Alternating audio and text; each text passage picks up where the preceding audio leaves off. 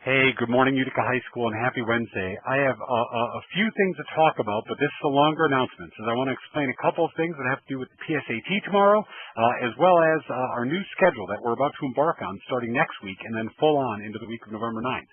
Hopefully you've been having fun in the meantime with our Halloween Spirit Week from Student Council. Today is the door decorating contest, so please post your Halloween-inspired doors at your house and tag Utica Stuco in it. Look out for information on tomorrow's pumpkin contest and Friday's costume contest. Now let's talk specifically about the PSAT. For our sophomores, this is going to be some of your first time into the building, so I want to make sure you know where you're going and what you're doing. Let's take a look. Last week I sent home an email outlining the process for coming in for the PSAT. So if you're a sophomore, your parent should have received this.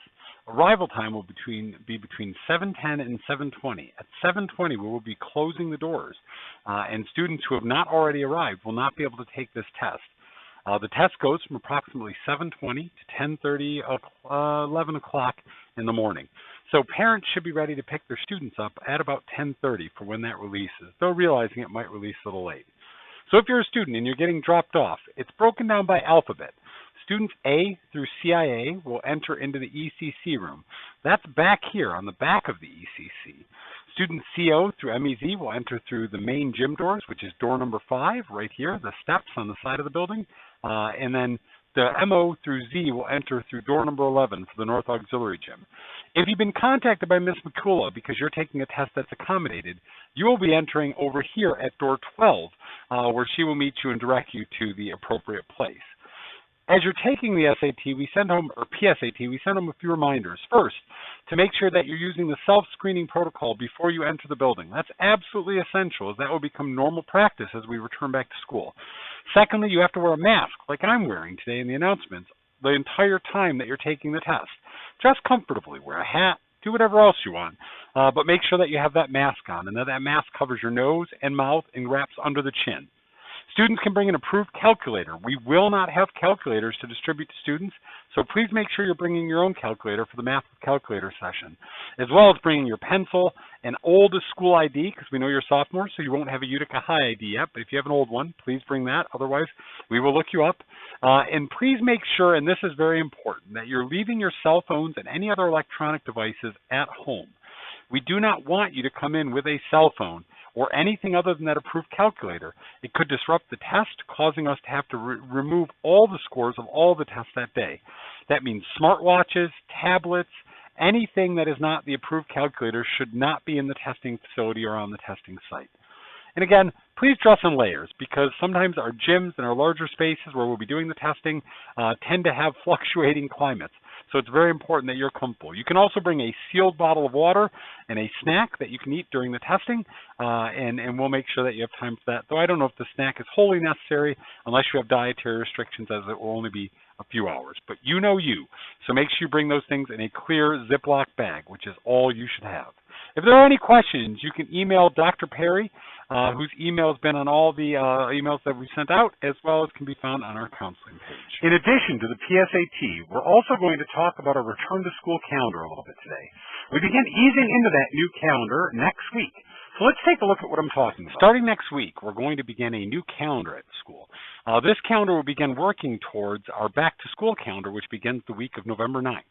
Next week, all of our cohorts will be remotely still.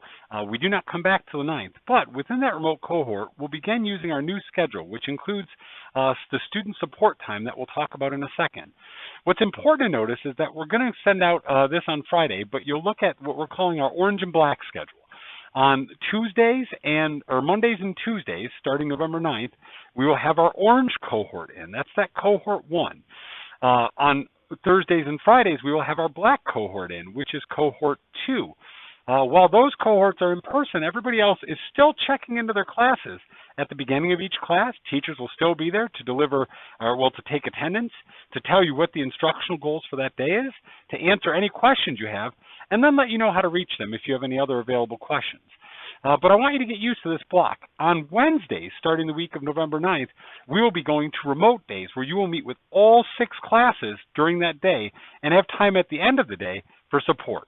Let's take a deeper look at that schedule. The schedule you see here shows what our schedule will look like the week of November 2nd and alludes to what the schedule will start looking like in person the week of November 9th.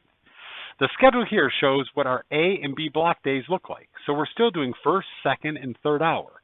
But what you see here that's different is student support time, where you will stay with your first hour teacher or fourth hour teacher on your A or B block schedule day, but you will have about 30 minutes of time that can be used to reach out to teachers if you have questions, that could be used to make up tests, or do any other sort of support work that you might need with that teacher, with your counselor, or with other support staff, including administration in the building. We want to make sure that you have time and the teachers have time to reach out to you or you to reach out to them if there's work that you need to catch up on. And we hope this time will become something that you'll find to be both helpful and supportive of not only your academic but your social, emotional needs as well. As we get into the actual return to school schedule on the 9th, we're going to add one more fold into this, which is a new Wednesday schedule. Starting November 9th, on Wednesdays, we will have an alternate schedule. All students will be learning remote, and all students will check in with every single class on this day. This will allow us flexibility in our schedule to make sure teachers and students can meet on quizzes, review, check-in, etc. But what's really neat about this time is the period from 10:45 to 2:14. This will encompass about 30 minutes of lunch for you and for the teachers. This will also encompass about 30 minutes of preparation time for the teachers to dedicate that. And the rest of that time will be opportunity for teachers and students to meet with support time. That means small groups. It means you could ask teachers questions, set up appointments with them to meet to review tests or writing assignments or whatever it is you're working on, whether it's lab studies in science, project-based learning in our medical health and CT courses or English and social studies courses. This is really time for you and that teacher to customize your learning and their engagement with you and really open up an opportunity for you to get some of the one-on-one or small group support that you need. When we return on November 9th, we will have a very different lunch schedule than we have now.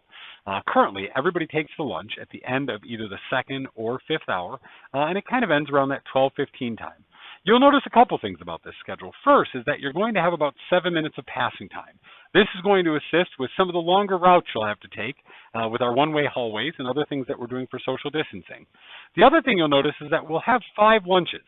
That's to accommodate both eating and social distancing at the same time. So that first lunch will begin very, very early, and it will go through the time that our lunches end now. As we come back to school, you can certainly continue bringing your own lunch, but we will also have multiple lunch offerings available to all students. As a part of the CARES Act, lunch will be available to all students at no cost. So if you want to eat the school lunch, you will be able to do that. You will get what the lunch has, and there will not be options for purchasing additional items for the first few weeks that we return. And then after we get the system down, we will certainly open that up for additional items and other things that you can buy. I know that was a lot. And we'll make sure to post all of these calendars up on the Utica High website in the next couple days for your information. But I wanted to put them in video form so you could hear me kind of talk you through it. Some other announcements just really quick. Remember, Science Olympiad is back starting next week, November 2nd. You can email Ms. Hutchins to get that Teams code to join in. If you haven't checked out our Student Mental Health Committee's Twitter or Instagram pages, please take a look at UHS_SMHC, so at UHS_SMHC or Utica High School Student Mental Health Committee. You should. Each week, these dynamic students are building up your mental health toolbox to make sure we're all capable of coping in these stressful times. We haven't had any sports this week yet, but that'll all change tonight with boys cross-country regionals, so good luck, gentlemen. That's all for today, everyone. It was a lot, I know, but thanks for bearing with me. Now please rise for the Pledge of Allegiance. I pledge allegiance to the flag of the United States of America and to the republic for which it stands, one nation, under God, indivisible, with liberty and justice for all.